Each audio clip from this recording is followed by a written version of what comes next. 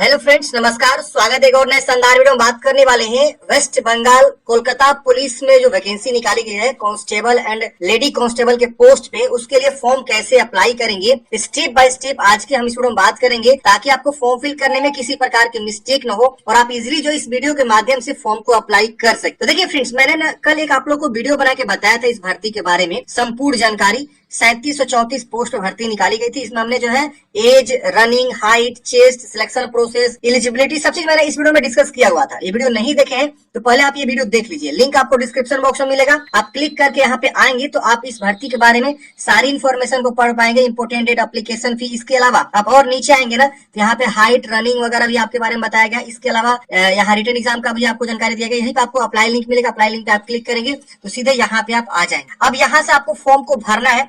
अब देखेंगे तो यहाँ पे आपको जो है ना सबसे पहले दिया गया इंपोर्टेंट, यहाँ पे आपको एडवर्टाइजमेंट, आप इस पे क्लिक करके एडवर्टाइजमेंट को पढ़ेंगे।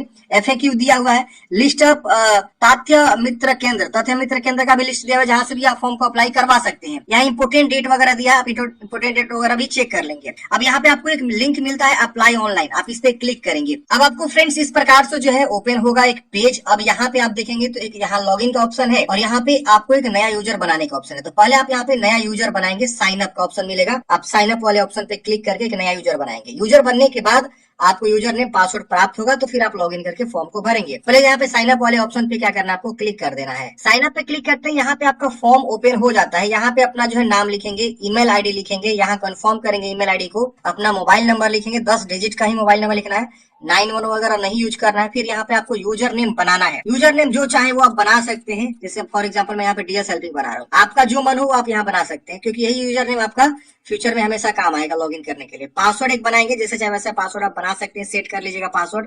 फिर पासवर्ड को यहाँ कंफर्म करना है और साइन अप पे क्लिक करना है। साइन अप पे क्लिक करते हैं फ्रेंड्स, तुरंत जो है आपके ईमेल और मोबाइल दोनों पे ओटीपी चला जाता है और यहाँ इस प्रकार से एक बॉक्स बन जाता है। मोबाइल वाला ओटीपी यहाँ लिखेंगे और ईमेल वाला ओटीपी यहाँ लिखेंगे। दोनों में से कोई ओटीपी आपको लिखना है, कोई एक ही ओटीपी आपको वेरीफाई करना है और यहाँ पे वेरीफाई ओटीपी पे आपको क्लिक कर देना है। ओटीपी वेरीफाई करते हैं फ्रेंड्स, आपका रजिस्ट्रेशन यहाँ पे हो जाता है। इस प्रकार से लिख दिया कि आपका रजिस्ट्रेशन सक्सेसफुली हो गया, आपको लॉगिन करना है। तो अब आपको यहाँ पे लॉगिन का पेज मिलेगा, लॉगिन पे क्लिक करेंगे और आपके तुरंत जो है ना एक यूआईडी नंबर जनरेट हो गया होगा और आपको जो है तुरंत एक जो है पासवर्ड और एसएमएस वगैरह भी आ गया होगा, तो आप उसे जरूर नोट कर लेंगे। लॉगिन वाले ऑप्शन पे आते ही अब आपको यहाँ पे अपना यूजर नेम, पासवर्ड, जो यूजर नेम आप बनाए थे, फॉर एग्जांपल मैं यूजर नेम यहाँ पे डीएस हेल्पिंग बनाया था, पासवर्ड जो है हमने अपना अकॉर्डिंग बनाया था वो हम यहाँ लिखेंगे और लॉगिन कर लेंगे। लॉगिन करते हैं फ्रेंड्स, आपका डैशबोर्ड इस प्रकार से ओपन हो जाएगा। यहाँ पे आपका नाम शो करेगा, यहाँ कॉर्नर पे भी, और यहाँ पे देखेंगे तो इतने सारे स्टेप्स अब आपको जो है आगे प्रोसेस करना है। जैसे कि आपको personal details, qualification, communication details and other details,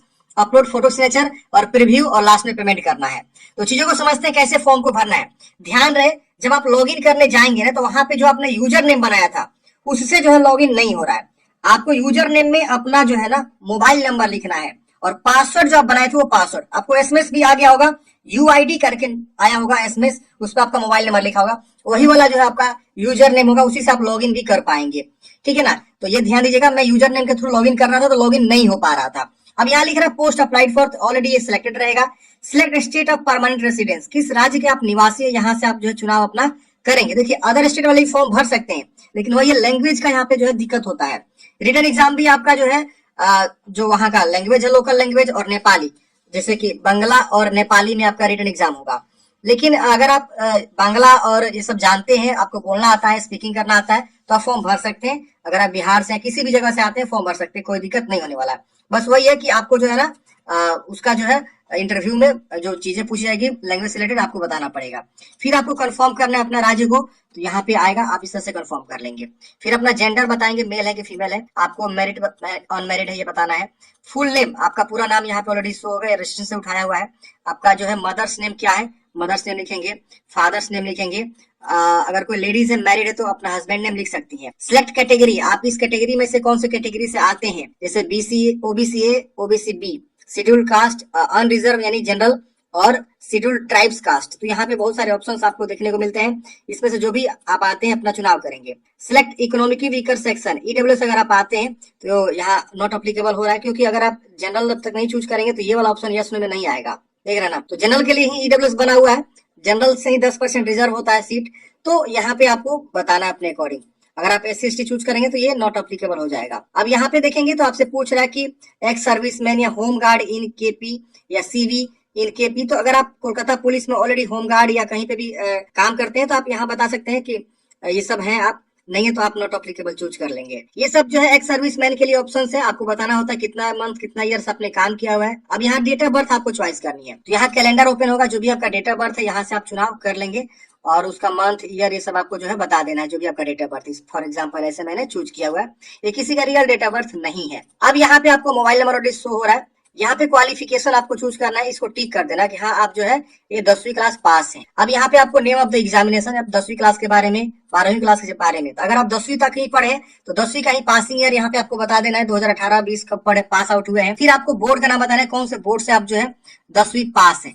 इसके बाद यहाँ पे आपको परसेंटेज बताना है और ग्रेड है तो ग्रेड बताएंगे। अगर मान लीजिए आप 12वीं पढ़े हैं तो 12वीं की जानकारी यहाँ भरेंगे, पासिंग ईयर और कौन से बोर्ड से आपने पढ़ा हुआ है और परसेंटेज या ग्रेड। नहीं पढ़े हैं तो आप इसे छोड़ सकते हैं, ग्रेजुएशन किया तो ग्रेजुएशन बता सकते हैं, वरना इसे आप छोड़ दीजिएगा। 10वीं पास पे भर्ती है तो 10वीं तक भरना आपको जरूरी है। अब यहाँ पे पूछ रहा है कि मेरिटोरियस स्पोर्ट्स पर्सन है, तो आप यहाँ बताएंगे हाँ है। अब यहाँ पूछ रहा है अगर आप मेरिटोरियस स्पोर्ट्स पर्सन है तो यस करेंगे, नहीं है तो नो करेंगे। अगर आप यस करेंगे तो आपको बताना होगा किस प्रकार के आपने कंपटीशन खेला हुआ, international, national, inter university, national sports game या कोई भी, तो अपने अकॉर्डिंग यहाँ पे बताएंगे और उसका डिसिप्लिन कब आपने गेम खेला हुआ था। नहीं है तो आप इसे नो करेंगे, ये डिसेबल हो जाएगा। यहाँ पे पूछ रहा है कि सिलेक्ट कम्युनिटी, यहाँ पे अगर आप इन जगहों से आते हैं गढ़वाली या गोरखा तो आप इसको चूज करेंगे, और नहीं आते तो इसे छोड़ दीजिएगा, इसको प्लीज सिलेक्ट वाला ही ऑप्शन रहने दीजिएगा। अगर आते हैं तो चूज करेगा, नहीं आते तो उसे ऐसे ही रहने देंगे, फिर यहाँ नेक्स्ट कर देना है। 7 नेक्स्ट करते इस प्रकार से आपका जानकारी शो होगा कि आप जानकारी को वेरीफाई करें कि हाँ सारा जानकारी सही है। आपको यहाँ पे कंफर्म कर देना, यस करना। अगर नहीं जानकारी सही है तो नो करके पहले आप सुधारेंगे, अगर कंफर्म है तो आप यहाँ पे यस पे क्लिक कर देंगे। यस पे क्लिक करते हैं अब अगले स्टेप में आपको जो अपना प्रॉपर एड्रेस भरना है, ठिकाना एड्रेस। यहाँ देखें अपना ठिकाना भरेंगे, जैसे कि आपका एड्रेस जो भी है, जैसे कि विलेज, पोस्ट या जो भी आपका प्रॉपर एड्रेस है, यहाँ पे अपना वार्ड वगैरह ये सब जानकारी को भरेंगे। यहाँ राज्य ऑलरेडी सिलेक्टेड है, डिस्ट्रिक्ट यहाँ बताना है कौन से डिस्ट्रिक्ट से आप आते हैं, इसकी वजह से अपना जो है यहाँ पे पुलिस स्टेशन बताएंगे। फिर यहाँ पे आपको जो है पोस्ट ऑफिस बताएंगे, तो ऐसा आपको बता देना है। पिन कोड ऑटोमेटिक आ जाएगा। नियरेस्ट रेलवे स्टेशन आपको बताना है, तो बहुत सारे रेलवे स्टेशन आएंगे, इसमें से जहां से भी आपको यहाँ पे बता देना है। तो ऐसे आपको प्रॉपर एड्रेस लिखना है। अब यहाँ पे कंप्लीट परमानेंट एड्रेस पूछ रहा है, तो यहाँ पे आपको जो है ये communication address and other address पूछ रहा है, तो यहाँ पे मेलिंग एड्रेस पूछ रहा है। तो अगर आपका मेलिंग एड्रेस मतलब प्रेजेंट एड्रेस होता है, तो अगर आपका प्रेजेंट एड्रेस परमानेंट की तरह सेम है तो इसको टिक करेंगे, सेम सेम कॉपी हो जाएगा। ऐसे देखिए अलग है तो आप अलग अलग भी लिख सकते हैं। तो ऐसे ही जनरली आपको लिखना होता है। आप देख लीजिएगा जो भी आपका मतलब एड्रेस है प्रॉपर एड्रेस लिखेंगे। अब पूछ रहा है कि क्या आपको जो है able to speak read write, तो बंगाली यहाँ पे आपको जो चूज कर लेना है। रिलीजन बताना है, आप हिंदू या मुस्लिम क्रिश्चियन क्या है आपको अपने अकॉर्डिंग बताना है। फिर यहाँ पे आपको बताना है कि आप इसमें से कोई कैटेगरी से आते हैं, जैसे do you belong to accepted category, तो आप यहाँ नो कर देंगे। फिर if yes mention NOC number, तो अगर आप इसमें से आते हैं तो एनओसी नंबर मेंशन करना होता है। Employment any government any organisation, अगर आप पहले से एम्प्लॉय हैं किसी ऑर्गेनाइजेशन में तो आपको यहाँ पे बताना होगा yes no. Please mention the name of organisation, उसके बारे में बताना होता। ये पूछ रहा है क्रिमिनल इन्वेस्टिगेशन के अंदर आप इन्वॉल्व हैं, ये भी आपको नो कर देना है। फिर आपको यहाँ पे नेक्स्ट वाले ऑप्शन पे क्लिक करना है। नेक्स्ट वाले ऑप्शन पे क्लिक करते हैं यहाँ पे आपको कन्फर्मेशन आएगा। आप जानकारी को अगेन वेरीफाई करेंगे कि हाँ सारा जानकारी सही है। अगर है तो हाँ करेंगे और नहीं है तो नो भी कर सकते हैं, तो आपको हाँ करना है। हाँ करते हैं अगले स्टेप में आपको जो यहाँ पे फोटोग्राफ अपलोड करनी है, यहाँ पे आपको फुल सिग्नेचर अपलोड करनी है। यहाँ पे आपको प्लेस लिखना है जहाँ से आप फॉर्म भर रहे हैं, अपने गाँव का नाम या डिस्ट्रिक्ट का नाम लिख सकते हैं। यहाँ डिक्लेयर करना है